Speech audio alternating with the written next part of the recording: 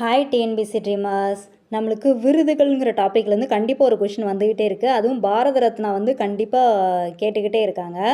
So எப்போ இது கொடுக்க ஆரம்பித்தாங்கன்னா 1900 சுதந்திரம் பெற்ற பிறகு 1954 தான் இது ஸ்டார்ட் பண்ணாங்க. எதுக்காண்டி கொடுப்பாங்கன்னு பார்த்தீங்கன்னா உயரிய குடிமக்கள் விருதாகும். அதாவது இந்தியாவிலேயே அதாவது ரொம்ப அச்சீவ் பண்ணவங்களுக்கு தான் இந்த இது கொடுப்பாங்க.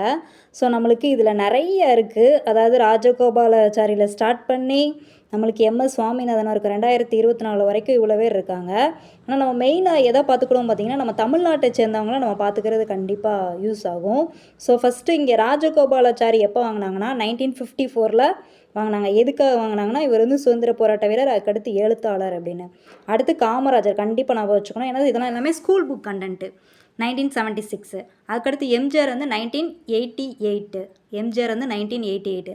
அடுத்து ஏபிஜே அப்துல் கலாம் வந்து 1997. எம்எஸ் சுப்புலட்சுமி வந்து 1998. ஸோ இந்த மூணுமே நம்மளுக்கு கொஞ்சம் ஃப்ரீக்வெண்ட்டாக கேட்க வாய்ப்பு இருக்குது.